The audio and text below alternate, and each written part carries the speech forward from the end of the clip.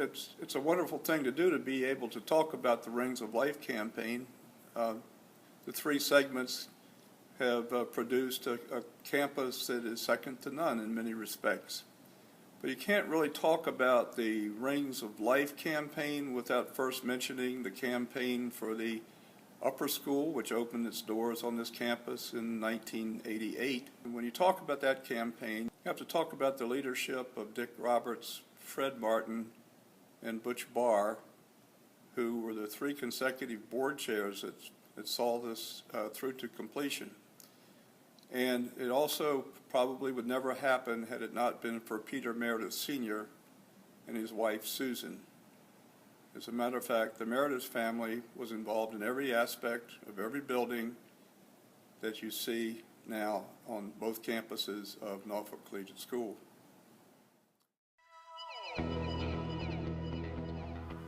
You know, someone asked me one time what was the most fun thing about the work that we did. Well, two things that were the most fun were the demolition parties, because we had just a ball at the lower school, because we had to tear down part of the old lower school before we built the new one, and the kids down there painted murals on the concrete, on the cinder block walls, and they just had a ball.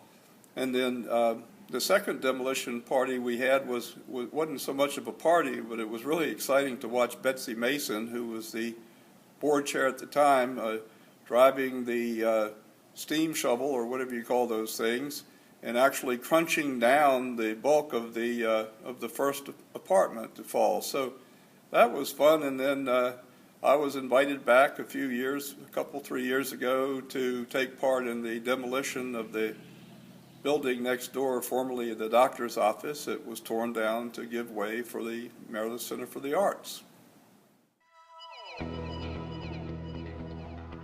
I can remember sitting back in 98 and 99 in administrative meetings, talking about what the lower school was going to look like when that building was completed. And when you walk into the lower school classrooms, I think people are impressed with the layout and design of those classrooms. The fact that the library is put in the center of the lower school, so that it became the hub of information and learning inside the lower school, was a very conscious, deliberate decision to do it that way. I can remember that when we put 2 computer labs in the lower school, that was very forward thinking about that. And of course now with all of the other technologies that we have, it's interesting to think back that Norfolk Collegiate was always maybe one step ahead of some other schools when thinking about their technology plan and initiative. Norfolk Collegiate School has always had a philosophy of an age-appropriate and a very strong middle school program. But we had a dedicated middle school faculty, and they began planning for the new building that was going to be developed and was going to be launched. And so the middle school had meetings upon meetings about what would our middle school look like? What would the program, the academic, co-curricular, and extracurricular program, what could we develop if we had this state-of-the-art facility? And when we moved into that building over the December holidays in 2005, the excitement about having that program, the classrooms were bigger, we built technology into it, we built an Explore Room, a multi-use interdisciplinary space, which many people were saying, why does a school need that? But having that space in a middle school is exactly the type of forward thinking that Norfolk Collegiate has been known for. When we look at what we've been able to accomplish since this building opened in March, we've added new courses, added sophistication of productions, our programs and assemblies are held in here. When you see our students up on the stage, performing, leading assemblies, hearing speakers, it's a whole different atmosphere.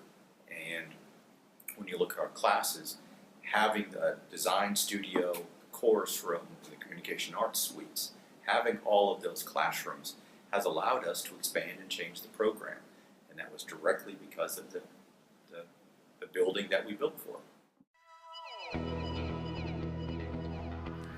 While we're talking about the Rings of Life campaign, though, I tell you what, we've talked a lot about the rings because the rings are the lower school, the middle school, and the arts building.